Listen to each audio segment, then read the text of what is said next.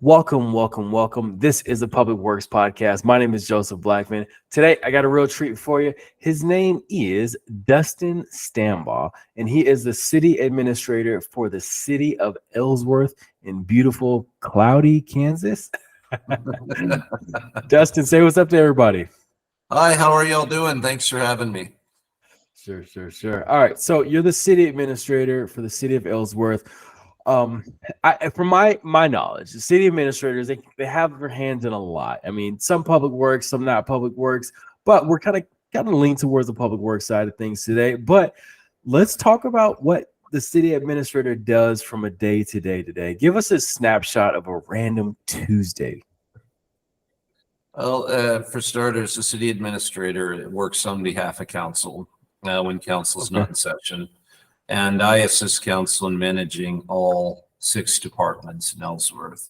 I've got a police department, got a fire department, we got a streets department, got a water sewer department, and I've got a city clerk's office in the building, a central inspection division, building inspection, and code enforcement. A typical day is I really can't tell you what a typical day is because each new day brings different challenges. Right now, my focus is on public works because that's probably the 2 departments need the most attention. Interesting.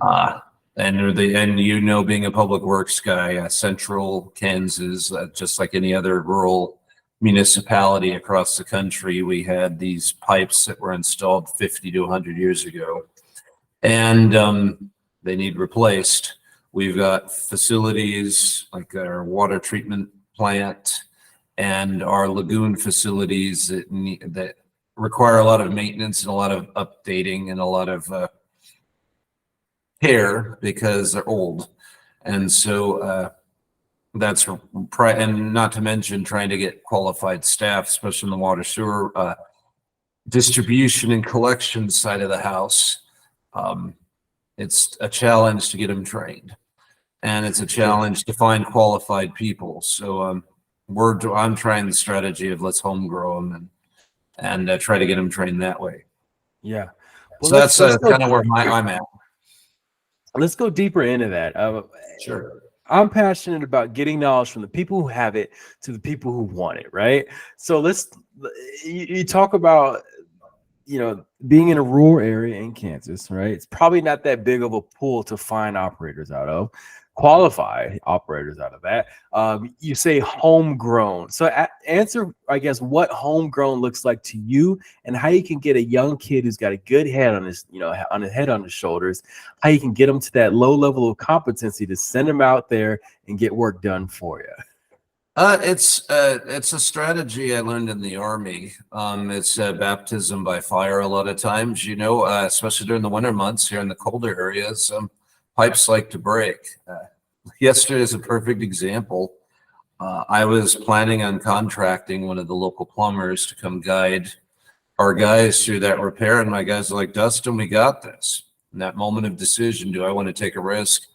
I chose to let him run with it. It was in a part of town that wasn't too risky, and so they made it happen. That's the tools I have to try to rope people in as they see our current staff succeed. I'm a salesman. I'm trying to sell to these high schools. Every high school event, I try to bring rural water to come sell the water profession. And the nice thing is people don't want to go down our route to get college degrees and whatnot. The market's favoring, professional folks, water sewer operators, street guys, truck drivers, plumbers, and electricians. And we have to adapt to try to raise the pay as much as possible. And so trying to do a combination of things within my budget to try to sell it. Yeah. I like it. Going to the high school, that's huge. So let's say you get a guy in. If you could wave a magic wand, right? What would be you're smiling. If you could wave a magic wand, what would be your ideal path to getting somebody trained, qualified, getting their certifications to be able to operate and then keep them around? Well, that's just it. I would like a smooth path to get them to to get their certifications. What I'm finding is there's a lot of red tape, a lot of requirements, and a lot of unnecessary requirements, in my opinion.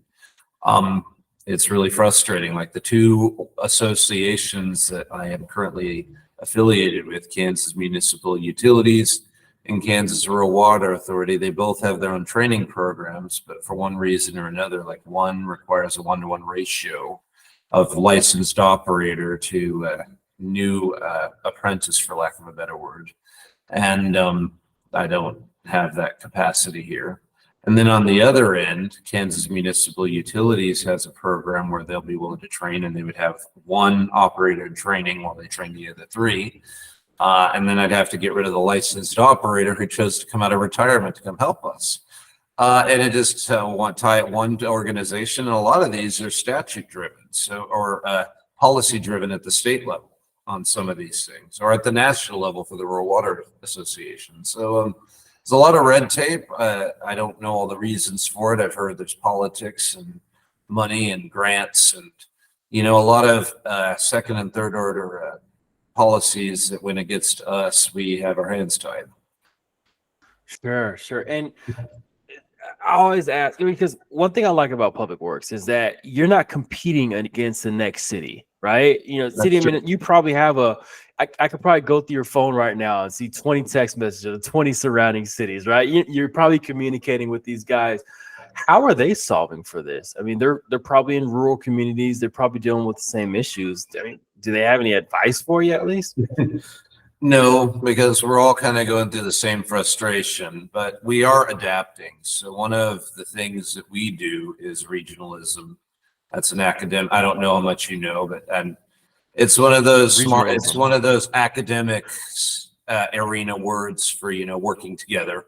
A lot of sharing of technicians, a lot of resource sharing. One of the positives of the Kansas Municipal Utilities is whenever someone has an emergency, they have a system where they put a call to arms, so to speak, where we can donate staff. We'll have to pay them overtime and whatnot, but we'll donate our resources to pay and expertise to help them out with a project. We've done that with some neighboring towns and cities, where we'll lend the resources that we have to help them out and vice versa.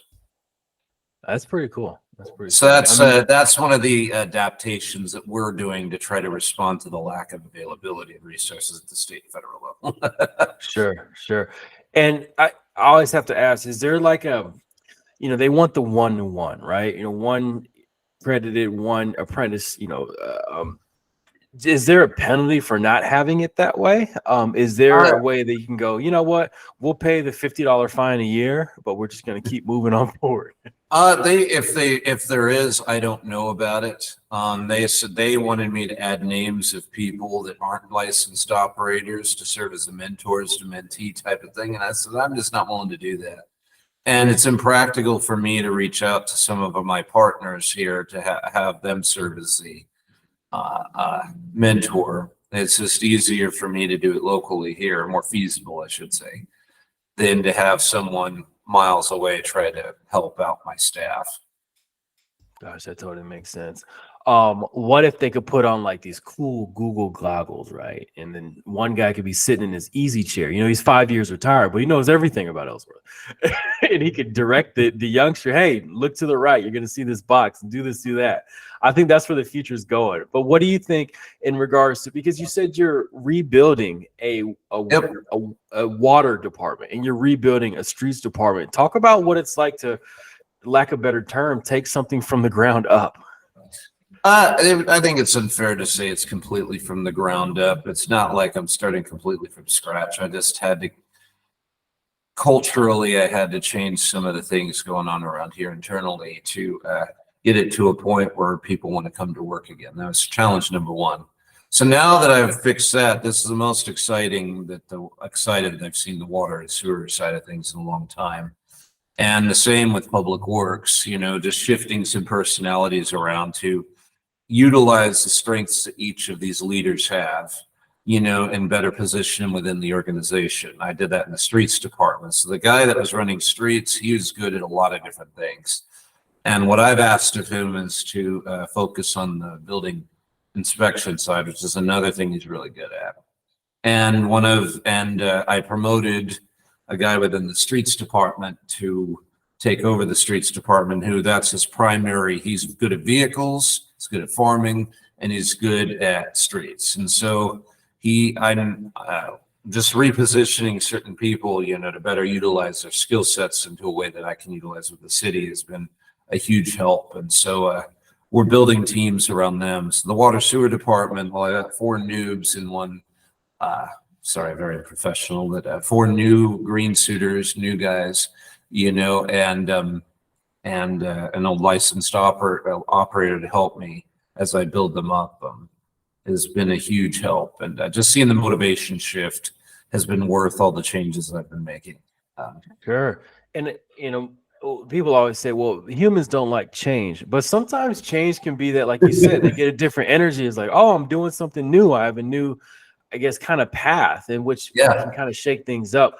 What got you to I guess, do that? Like, what made you think to even shake things up, to go in a certain direction? Culture. Okay. There is leadership is a key component in any department, no matter who you are. There's manager and there's skills, and then there's leadership. And not all operators can be leaders. Like the current group right now, I'm assessing them for not only their skills, I want them to get their certifications, but what I'm also looking for is who has the gift of leadership to help take over the reins, because I don't want to manage this department forever. I've got my other 5 departments that I owe my time to. And so what I'm afraid of, like some of the council members that I work for are wanting me to go find somebody from the outside, but A, that'll be really expensive. And B, I can't always gauge what kind of leader I'm going to get. And what's nice about the way I'm choosing to do it is I have a known quantity within the skill sets that I have. I've got 1 or 2 individuals who will serve as the de facto leaders of the group. I've been working with them for 2 or 3 months now, and I know who the good techs are. I know who the followers are, and I know who I'm getting a taste for who has natural leadership ability mixed with the integrity that I need from the leader. Because the problem that I had before was just there's a lack of integrity out of that department. And so I have to clean that up. And that's not going into too much detail, but that's really what prompted me to do that. Because not only do I need strong technicians in the water sewer department, this is our town's water supply, but I need leaders with integrity as well to help protect that water supply. And just the culture shift alone has been more than worth it to restore credibility to that department. And it doesn't just affect us here, it affects us at the state and national level too. Our reputation I have to rebuild. So it's not just the technician side, it's also the integrity side too. So there's a lot of things that were put off, a lot of maintenance that was neglected. And so it's made it harder for the guys in the short term, because valving, for instance, is something that we're learning the hard way over the last month.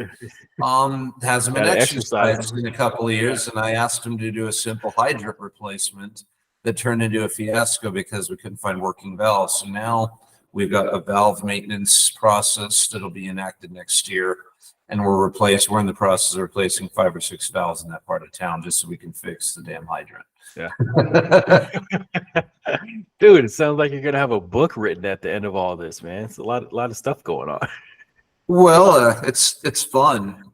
From my level, on the human side of things, it's fun to help a community, better themselves. That's the beauty of my position, is if you do it right and aren't power hungry and aren't interested in a lot of the corrupt ideals that a lot of leaders, not a lot of managers have, it can be a real rewarding position to see people take flight. Like last night, the 4 water sewer technicians that I empowered them to fix this leak on their own performed beautifully. And you can't replace that level of just shining and glowing that, hey, the boss is happy, that's exciting to me. That's really where my gold for my pay and it comes from, is through moments like that. Yeah. No, that's cool. When you see them get it and it clicks, like, yeah, we did a Yeah, good it's thing. exciting. Yeah. All right. So let's say a youngster asks you, they're like, what skill set should I pick up to be good at what you're doing today? What would that skill set be? It's water sewer, as you know. I'm trying to incorporate the requirements of the job, of the training that Kansas has. So you got small water systems. You've got collection and distribution level 1. We're level 2 systems, so they have to get level 2. And if you want superintendent, I want level 3. I've kind of, the way I've written the job descriptions is the job descriptions that's to answer your question. I've written it in the job descriptions. I've tried to build a system that incorporates the training that they need, the soft skills that I want from them, the hard skills that I want from them, along with the job expectations. I've tried to bake it into the job description. Pay band, I'm also in the process of rewriting our personnel manual to reflect the various ways they can get a raise, through training. Like each training, they not only do they have to get the small systems and the level 1 distribution and collections certificates, they get a quarter raise for each one of those. And, along with the soft skills, taking charge, jumping into the hole when everyone else does, working as a team. I'm trying to build those into a systemic way to where we don't have to think about it anymore.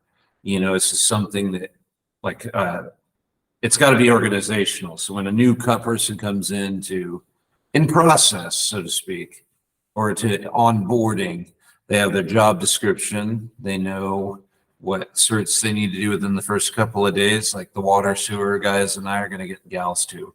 We're going to get together on Wednesday to build a PPE listing, and just standard PPE that every water sewer technician is going to have the day they take office or take their position. Just doing systemic things that once it's embedded, it should be just a normal thing. HR/city clerk knows, and when the day they onboard, we need to order their stuff, or if preferably the day they onboard, they have the email address already and their PPE already ready to go. That's long-term, 5 years down the road. That's where I want us to be as an organization for any department. Yeah. Love it. Systems. Yeah. SOPs. Love So it. the long-winded story short, Mr. Blackman, is to answer your question, I'm trying to systemize a lot of things I can, so that they know there should be no question how they get from point A to point B. They just know how to get there, and hopefully we'll speed up the time. I would love an apprenticeship program, but I can't bake something into the system that they're not willing to offer. Because if I had my idea, I think I know where you're going with this, and this line of questioning is it'd be great to just have a system in place, and we may talk business later, about, how we can implement that. Because right now that's obviously a service that's lacking in our area. Gotcha. To answer your question, I would love to go that route. If I had a system in place, not only do you know the search you need to do, but how to study for it and get there. Yeah. Okay. All right. I need a story from you. I need a story from Dustin when something went wrong under your watch, what you did to fix it, and then what lessons you learned from it to apply to your future career. That's a tough one. I've had a lot of them. I think the toughest one was when we had a water break. We had a water break in last year when I first got here, the first 6 months, and it utilized some of the skills that we're very good at. We worked together. It was a major line. It was a 12-inch main, and we had to shut down the town. And we Whoa! Shut down the town. What? Yep. It was our main line. Yeah. A cable company, a internet company was expanding the cable, the broadband and money that everybody's getting, and it blasted right through our line. The first steps first, we had to mobilize all the water sewer department. I had a water sewer supervisor at the time, and I worked with him to get communication with the public. We had two cases of water delivered to the city clerk's office, so that people could come and get bottled water. We tried to mobilize, we tried to communicate to the public through our website and through our Facebook, and we had to issue a boil order, but we were able to resolve the boil order within 24 hours, which is phenomenal, especially for a line that big. We restored everything, we coordinated, I felt we did a good job of at least overcoming that hurdle in a quick amount of time. The lessons learned from it is where I learned a lot of, as a city, we learned a lot of lessons. So I learned that the city of Ellsworth did not have a good procedure for locates. I learned that the city did not have a good procedure for vetting right-of-way and excavation requests. You know how you got an excavation request in the city of Ellsworth before I got here? Hey, boss, I need to dig here. And then that was it. Cool. The first week I was here, I had a cable come to like, hey, I see you to dig here. Can I do it? And I said, what? I was a little confused. It was my first week on the job. And then I had to look for policies and procedures, and we just didn't have any. So I did have to restart the culture in the water sewer department because some of that was our fault. The locate that we did for this particular site was over 10 feet off. And that's why they blessed. So I couldn't go after the company even if I wanted to. So that was frustrating. Ouch, yeah. I chose to suspend him for that because that was his negligence in my opinion. But at the same time, you could make the argument that it wasn't because, well, we didn't enforce it. So that's another lesson I learned. From that situation came a number of benefits. One, I did take disciplinary action to hit the reset, a hard reset button in the department. Like accountability is going to be a new part of my management, but I didn't want to be the jerk either. I wanted to support them, so I developed. I disbanded our street cut application and implemented a right-of-way and excavation request process. I passed this by ordinance. So under the new ordinance, you have to submit an application. The application will be reviewed by 3 different people, building inspector to check our zoning and right-of-way and easements. Then it goes through the water sewer department. Make sure the locates are done properly and make sure it's not, the digging is not going to affect any of the other utilities. And it's checked by the streets department to make sure that if it's going through roads, we have a plan. And so they can't even get their excavation request until all 3 of those coordinate and okay the process, and I'll sign off on it. They'll be issued a permit. There's a 72-hour turnaround for those permits. To try to offset the time requirement. But I've already had 3 situations where I'm glad we did. We had a recent situation where because of the process I enacted, we found out the gas company wanted to put a gas line parallel to the water line. And the 2 cable companies already have their lines in there. But thanks to the process, we learned, it's not our right-of-way. It's our right-of-way, but it's not our property, it's the county's. And so we collaborated and approved it together. And we told the gas company, you're not going to put it right next to the water line. You got to at least have 4 feet separation. Whereas before, if you look at the way the cable lines are installed, it was just a free for all. So just a lot of positive changes to protect our public works infrastructure from streets and water sewer through the new processes. So that, long story short, that water break was a terrible situation. We had to explain to a lot of people why we failed, and the water department didn't enjoy that, but it established integrity as a new trend because before I think we were just hit it.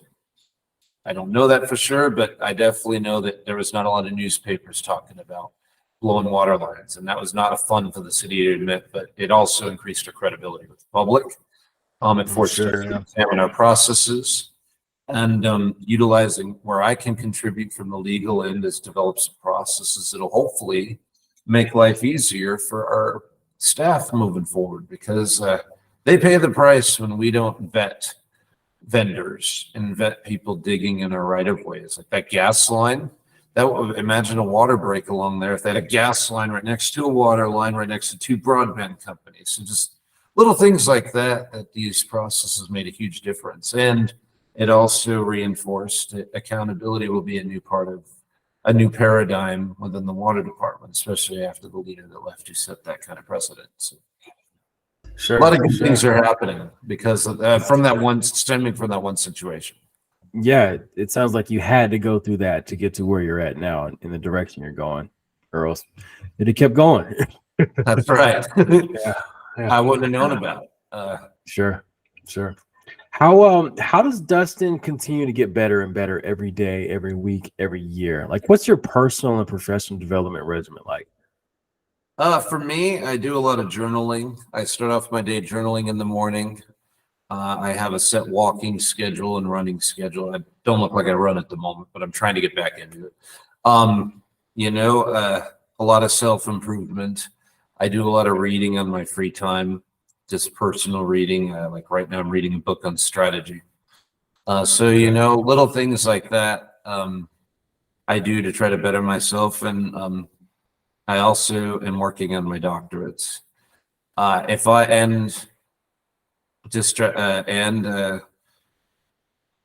I'll constantly educating myself. I go to leadership conferences. I talk to the Rural Water Authority in terms of training myself.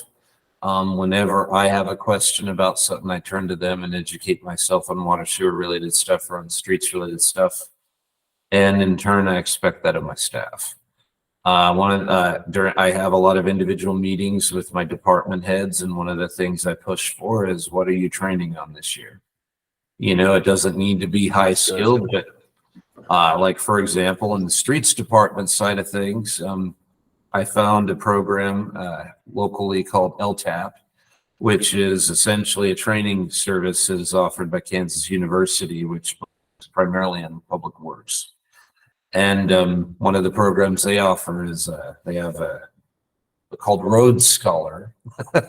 It's a cheesy name, but it's kind of cool at the same time. But basically, they have a group of classes that are devoted to road maintenance, and they have levels to it. And what's kind of cool is what they were doing before is sending a lot of our department heads to CPM, but a lot of the back feedback that I got from that is CPM is not directly applicable to areas like public works. And so a lot of public works guys are more hands-on, more what the hell does this have to do with my job type of mentality. And I know what that feels like too. And so what I like about things like the Road Scholar is it focuses primarily on how they can improve their craft in their department.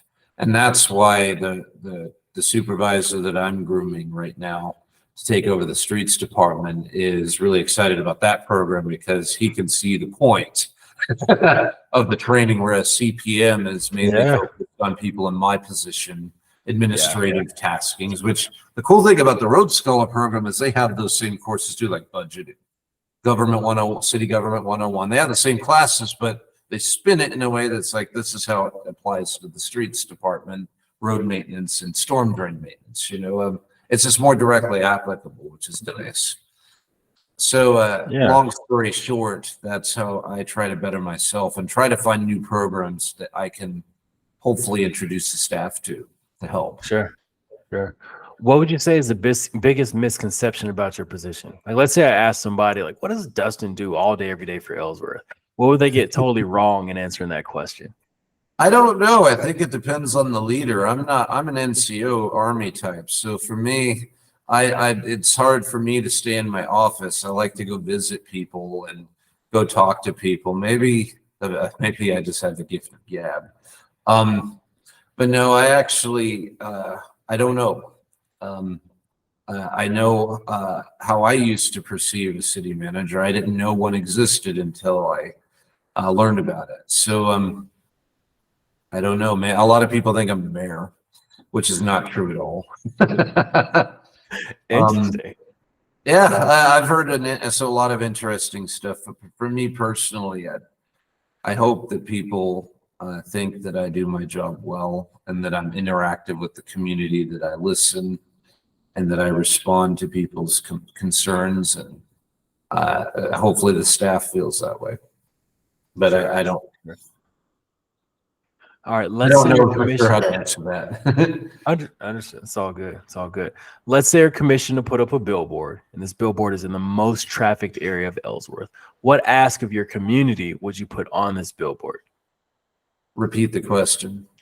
So let's say you get to put up a billboard, Yep. right? And you get to put an ask of your community on this billboard in regards to public works. What ask of your community would you put on this billboard? I would ask that they become more involved. I don't think a lot of people are aware of all the things their city government does. I don't think it's on purpose. I just think, most people buy a house and presume that just water automatically comes out of the tap. I'll be honest, I was one of those ignorant people when I was younger. You don't mean to be that way. It's just one of those things that you don't think about unless you have experience with it. I honestly didn't learn about water and how intricate it was until I became a city manager. I knew it existed, but I didn't know the depths of how important it is and the players that help keep that water going and how much of a shortage we have now is so critical. For example, I've become fascinated with water and a little scared of the Western United States because I'm from Colorado. So we're building a 5 million person metropolis in a desert, and you just see the Western Denver water and a lot of the municipalities just continue to go over the mountainside. And a lot of people don't think about the smaller municipalities on the Western slopes and how annoyed they are with the water rights that are being taken from the availability of those Western towns. And so it's going to be an interesting issue to resolve in the future, from the legal side of it to the infrastructure and public works side of it. And roads is even becoming a challenge. Access to road base and access to, around here trying to get asphalt is a challenge. Because just not a lot of people are into it anymore. So there's a lot of challenges that we have. So what I'm attempting to do, one of the things I'm doing is city council tours of our facilities to try to answer the problem that I see. And going back to the billboard, as part of that asking them, I am kind of throwing it in their face, like, you need to come see what your city does for you. Another option is council has never toured a lot of our facilities. So I was like, well, none of you? No. So we're going to solve that problem. So on the 27th of next month, I've specifically demanded politely that we need to have a retreat to where I show you what you're helping me. And wow. So when we come to ask for money, it's not because we're money grubbing, trying to pad our pockets type of thing. It's because our aging infrastructure needs it. On the other side of that is the Citizenship Academy, which I launched in January. It's involving 10 months. Each month will involve a different part of the city. Like our first one is our first class is going to cover the history of Ellsworth, our connection, our roots, and then we're going to jump into each department. The second meeting is going to be the next meeting is going to be all about me and council and the mayor, what our roles are. Then the next one's going to be police department. Next one's streets department. Next one's water department, and we're going to hold those courses at the facility. So the water sewer department is probably going to be held at the water sewer plant in where the SCADA system is stored and where the computer systems are. just so, and then the water tech's going to be responsible for giving a class, and then we're going to take a tour where the citizens get to see where their water comes from and the processes like the softener and, all of the things that we take for granted, to try to let them know this is what your money pays for. That's a pretty cool concept. What I guess where'd you get that idea from? And then what kind of traction do you get on that? Do you get like 50 high schoolers or like 10? It's experimental, I'll be straight with you. I stole it from a convention from some of my colleagues. We get together and share ideas, as you know, with Public Works a lot. Y'all do the same thing at your level, water conferences I've learned about, So I stole it from somebody else, but I am experimenting because right now the level of apathy in Ellsworth is frustrating, and it gets in the way of me trying to help council make decisions. So what I'm trying to do is, it would be nice to, I sent the schedule and a request and application form to the school superintendent. I've also sent applications through my email listserv that I send out once or twice a month. I've also published it in the paper. So I've gotten a total of 6 applications so far. But all it takes is a spark to spark a fire. So the hope is that this first class this is something I'm planning years to really see the true impact of this class, whether it's worth our time or not.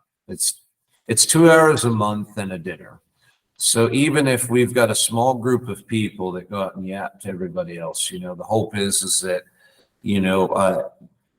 people will see, oh, wow, our city workers do cover a lot. And then when they see that 5 guys are responsible for miles and miles of pipe and millions of gallons of water and wastewater, it becomes jaw-dropping that you become surprised how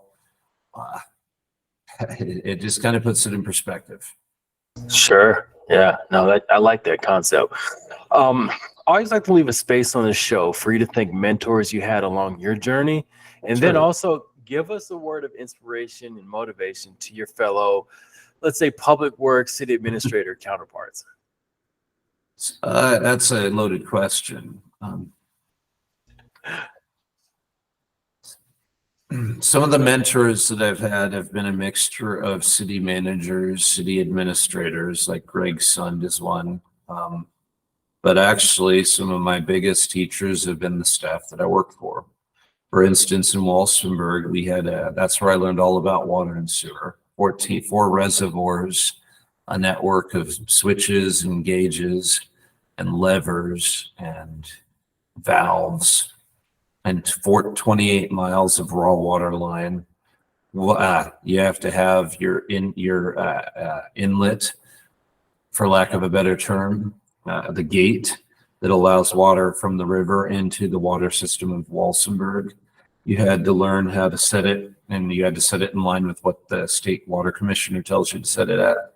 And if you don't, you get fined. I've also learned about the raw water lines, 28 miles of pipe to 14-mile sections that carry the water to the plant before you even get into the city. The water plant itself, some of my biggest teachers were the staff that I was honored to serve. My mentors are great too, but the staff's probably my biggest motivation to be here. I love that. So I too many people to name, and too many to walks of life, from the people that I work for or serve to the people that are good mentors. And I have all sorts of them, from city management to old Army friends to all of that. But a source of inspiration is you're responsible for the roads and water, sewer, and gas. You're an essential part of the team. And if it weren't for you, I wouldn't sleep comfortably at night. Soldiers serve a part too, but I have Public Works is probably the heart and soul of a municipality, because you maintain the living systems of elders, seniors, workers and everything else. So I owe you for my sleep at night. All right, I like it. All right, let's say I'm coming to town. I'm coming to Ellsworth, and I text you ahead of time. And I say, Sure. hey, Dustin, where can I go to get the best burger in Ellsworth? Where are you going to send me? That's a loaded question because my wife bought the restaurant that provides those burgers in town. Oh, interesting. A little bias there. But Ellie's Corner. Okay. That's a conflict of interest. We got Yeah. great Mexican and great Sonics, and we've got a steakhouse that's thinking of opening up again. So, and we got a guy who is talking to us about barbecue. So, hopefully Okay. they give us some options. There's also a Roscoe's next door in Canopolis, who also provides a good burger. Sure. And What's the burritos. population of Ellsworth? 3,000, around 3,000. Okay. So yeah, you got Sonic coming in those places. It's growing. Sounds like. Yeah. Okay. All right. Well, Dustin, thank you for hopping on the podcast. Thank you for sharing your wealth of information and knowledge. To all the listeners out there, make sure you share this with somebody who you think needs to hear it. Dustin, any final words before we get out of here? I just appreciate the honor to serve Ellsworth and be on your show today, Mr. Blackman. Thank you. All right. Well, this has been the Public Works Podcast, and thank you everyone for tuning in.